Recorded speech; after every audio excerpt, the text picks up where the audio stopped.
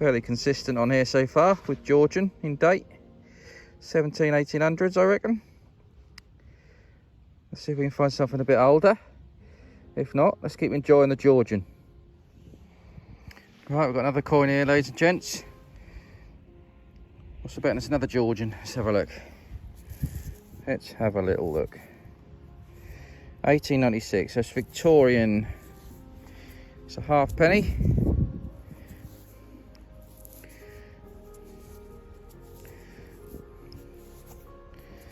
There you go.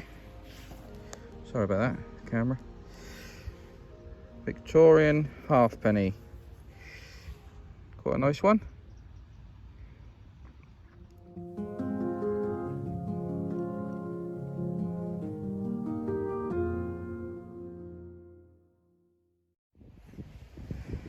Ladies and gents, just had something a little bit better. I think it's a seal.